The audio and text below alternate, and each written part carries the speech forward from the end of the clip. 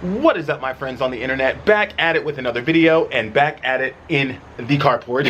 On today's video, we are working on my Scrambler 900 yet again. Today is a really exciting day. Today is the day that I finally replaced my broken seat. As you guys know, the Scrambler 900 comes with that two-piece seat, and the rear section of mine has been broken since like the first week I bought the bike.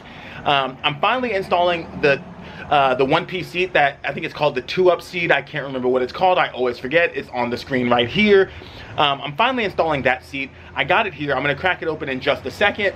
And it should be pretty easy. I'm going to have to relocate where the seat actually clicks in, because obviously the two-piece seat operates on two separate connection points, whereas this one is going to work off the one key rotation. So I think it's going to be a simple relocate a bracket, but then otherwise pretty straightforward. Let's get on into it.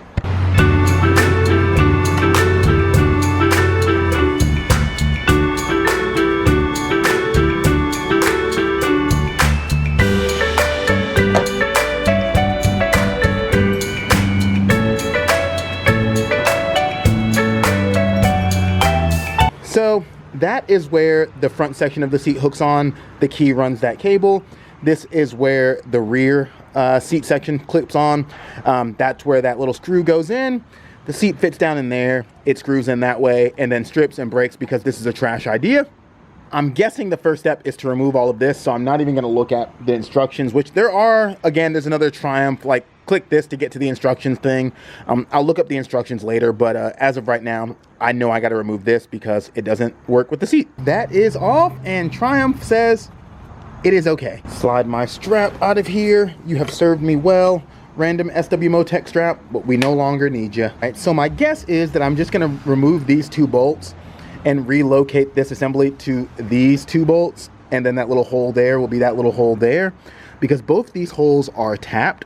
So that is my plan. I'm gonna try to do that. I'm gonna at least take this off and see if it reaches. If it does, I'm gonna bolt it up and see if it works. If it doesn't, oh, that's weird. I feel like there should be screws in that I didn't put back in. Good for me. Or maybe there were screws in and they fell out or something. I don't know. Anyway, there should be screws in there for sure. But I'm gonna get that out, move it to there.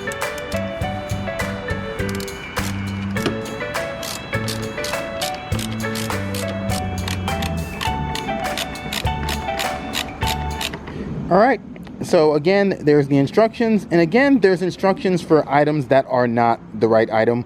So I'm gonna have to sift through this and find the stuff that actually applies to me.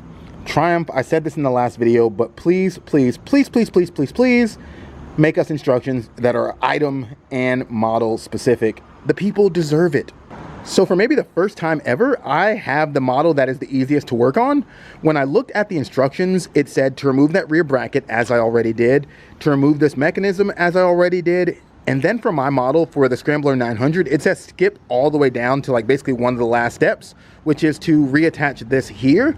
I think other models have to do some stuff with clipping the taillight wires and relocating things, but this one is really simple. It's remove it from there, put it there, bolt it down. So I'm gonna find some hardware to go in here because obviously something should be in there holding on my luggage. I'm gonna find those missing screws, put those in, and then we'll pop the seat on and see what it looks like. I was looking in my tool roll for a specific Allen wrench, and then I found these two screws that fit these holes perfectly. So I'm imagining that I was supposed to put these in when I installed this rack, somehow didn't, and then just left them in my tool roll, buttoned it up, and kept it moving. So I'm gonna find that proper Allen wrench and get those in.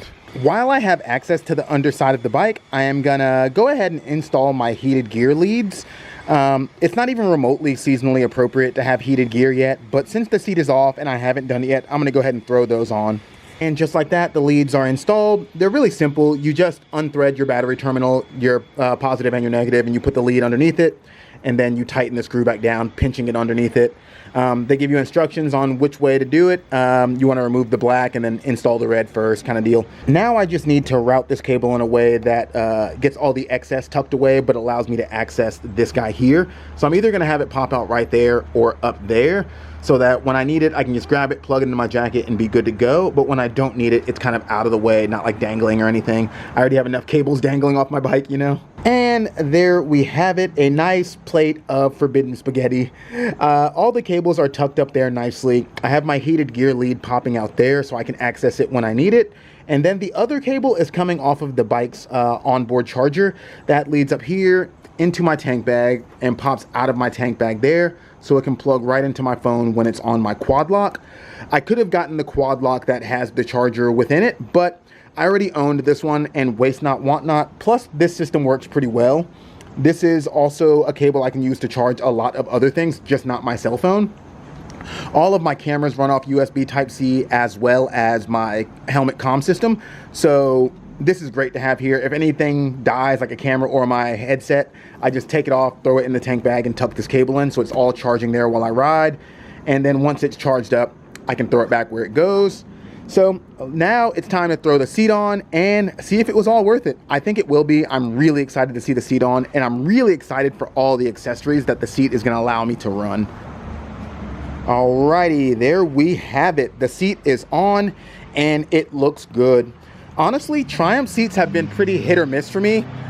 Some of them have been really great. The one on my Bobber was amazing. The one on my T100 was amazing.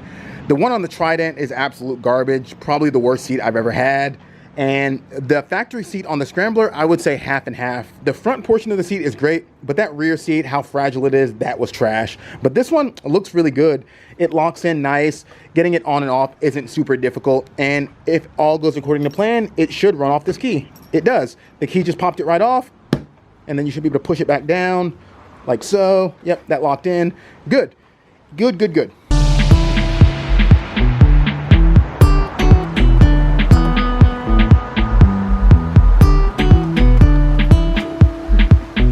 Just like that, we are done. Everything fits nicely. That install was super easy, and I really like the look of it. I will say that this seat looks less like scramblery than the factory seat, but I think it's gonna do me really well. The passenger accommodations are a lot nicer. It's bigger, it's more plush. My driver's seat is still pretty good and big.